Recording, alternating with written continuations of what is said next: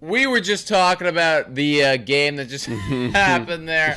The 6-2 win over the Chicago White Sox. Big win. I'm your host, Nick Blaylock. That's Adam Peddle. You know who you are.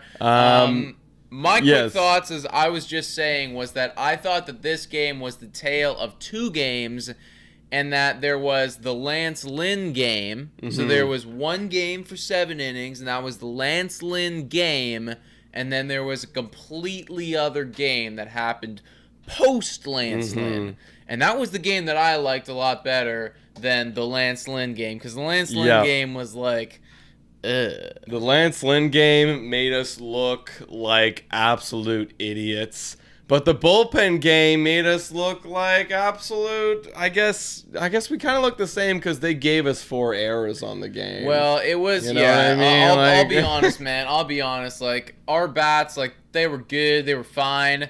But, like, the real MVP of this game was Adam Eaton. I forget Tim Anderson, all of who they were, Anderson, but Lance Lynn. Literally, like the entirety of the Chicago White Sox defense, guys, because 4 errors on that game, and we capitalized big time, especially in that 8th inning. Yes, and I really want to talk about that 8th inning, because that 8th inning obviously changed everything. It was 2-1 for Chicago. We go in. We actually had a strikeout. It was 1 out. We had a strikeout on Riley Adams. Yeah. And then it was a pass ball, and he was ended up being safe at first. Exactly, dude. Yeah, wild pitch. It goes fucking like in the la-la land, and Riley Adams showed that he is a guy that wants to play, because this man has the legs, and he legged it out. He got the first, and we were like, okay, like, awesome. Like, good work, Riley Adams. This will probably go nowhere, but, like, good work. Oh, I had faith. What are you talking about? That actually turned out What are you talking about? All right. Apologies, Paul. I did not at that point. I was like, we've been dominated this whole game, but bummer on the White Sox did not have our number today. So, yeah, and then it was like, I believe it was single, bases juiced, Vladdy with the eyeballs. He inherited Kevin Biggio's eyeballs, as Kevin Biggio is on the IL right now. He took them, he's put them in his brain, and he used them really nicely there with maybe the clutchest walk that I've ever seen. I usually don't classify walks as being clutch, unless they tie the game. That was a clutch walk. He literally tied the game by not swinging the bat, which was excellent. And then tie game, bases loaded. This was an at bat that was really interesting, because both Nick and I were looking at this at bat. It was 3-0 on Teoscar Hernandez. And we were thinking, okay, anybody, I don't even care who you are. You could be Mike Trout. I'm not giving you the green light here. 3-0, and the guy who came in relief for Bummer hasn't even thrown a strike. He hasn't thrown a single strike yet. No. And he's like 5 pitches in at this point. It was 3. Only 3 pitches. Yeah. No strikes at all. Not a single strike. Bases are loaded. There's 1 out. I'm not giving him the green light. And what does Teoscar do? He swings at an outside ball. Could have been a ball. I don't think it has anything to do with, like, even, sorry, dropped my pen there, but even if, you give him the green light, you say, okay, Teoscar, like, if it's there for you, go crazy, guy. Okay, fine, but, like, if I'm, like, first off, that ball was not there for you at all. That was probably a ball. And it's not even a good hittable ball. That's what I'm saying. It's outside and down. It's outside and down, so, like, that was nothing for you. And then also, too, like, just as a hitter, like, even if I know, it's like, okay, cool, like, I have the green light, like, this is good. I'm not going to do it, but I know I have it. It's like, just don't. Like, see what's happening in front of you, Teoscar, in that situation. And he did get very lucky. Obviously, we had the massive throwing errors there. That could have been a double play, and we ended up with 2 runs out of it. So, I mean, good stuff there. I mean, they gave us a gift. They gave us the gift. We should have been out of that inning. It should have been literally tied 2-2. But they gave us that. This win, honestly, as much as, like, our hitters kind of string a couple, hits together with Simeon and Bo, and Riley Adams getting on base with that walk, or Vladimir Guerrero getting on base with that walk, like, It was the Chicago White Sox giving us that W because they had it in the fucking bag the entire fucking way with Lance Lynn, and they gave it to us. So thank you. Well, thank you, White Sox. And we'll accept it. You know, I still like, even though it was kind of a cheaper win, we've also had some pretty cheap losses, so they all balance out. You know, bunch. And that's fine. Let's talk a little bit about Alek Manoah because this was his third start, and I would say he was good. He wasn't exceptional, but he was good.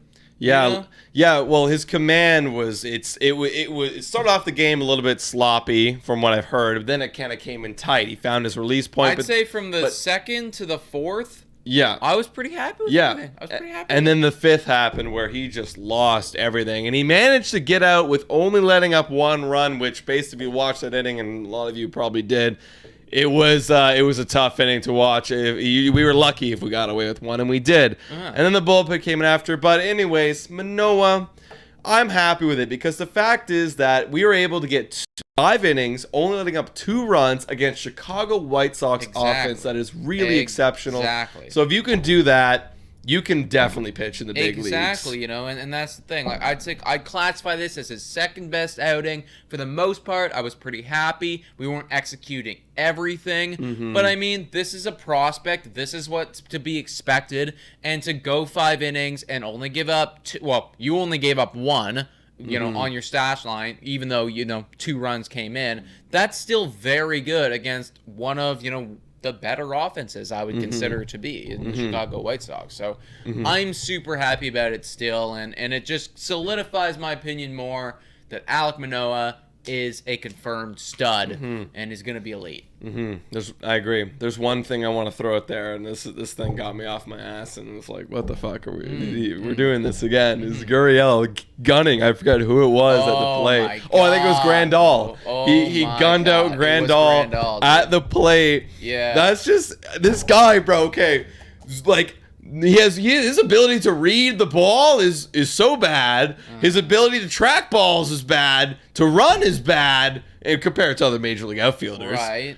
But his arm is a cannon. It's accurate, and he continues. Like, that is it, bro. Yeah. It's the fucking cannon of an arm. I love Gurriel in the outfield. It is straight up like, this is Gurriel. Like, take out the bazooka, aiming at the catcher. Kabang! It's a heat-seeking missile. And the thing is, it's not only does he have the like can he gun it over there very quickly, but to do it accurately as well. Dude. And I will be honest, guys, I think that Grandal was probably safe.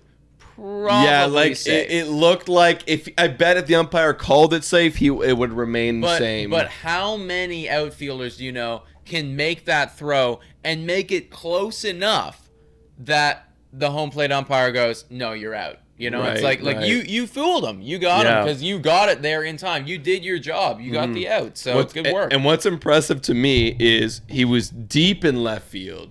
And there wasn't even a single bounce. It was just straight into the mid. And I can't believe he does this like every week, guys. I feel like he's throwing someone out at home plate. Yeah, awesome. He is consistently gunning people, so that's super cool. Mystic says 8 outfield. It says yes, it is 8 now. I know he was tied for the major league lead. I don't know if he's still tied or he took it away. They would have said it, but he probably is tied. Yeah, it's Gurriel awesome. was crazy. On the White Sox side of things, obviously Lynn had a great outing. Grandal working the walks again. He got another one. This guy could be the best walker in the whole league. And then all the 4 errors. Like, they didn't. We kind of honestly we didn't give up too many hits to them. It felt like they weren't having elite production. Tim Anderson was doing pretty good. He was working the base paths really nice. But across the board, I mean, they gifted us this game with the defensive errors. That is the thesis statement. Yeah. If I had to put one on it. They only had 4 hits. We had 8 hits, and they gave us 4 errors. So, they gave us this game. They gave it to us, man. It wasn't their offense being crazy.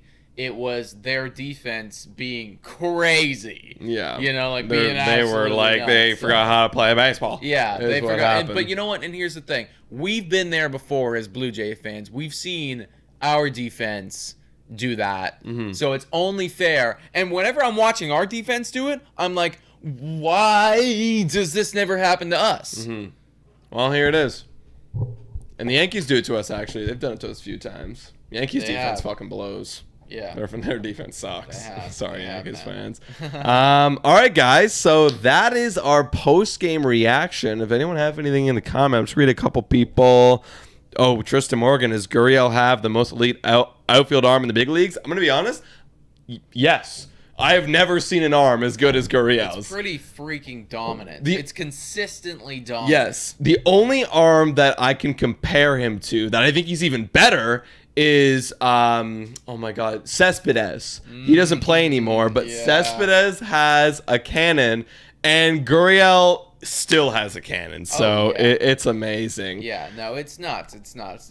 Like, very rarely do you see one guy consistently get highlights for gunning someone. And here's the thing, from here on out, guys, they're just gonna have to stop running on him. They have to. They're gonna have to respect him. Yeah. And then every once a month, someone will try it and he'll gun them down, and they're like, okay, for the next 30 days we're not going to run on him. And then they'll forget again, and then they'll be like, all right, let's try it again, and Gurriel will be like, no, and gun him out again. So I mean, that's awesome that we just have that guy over there.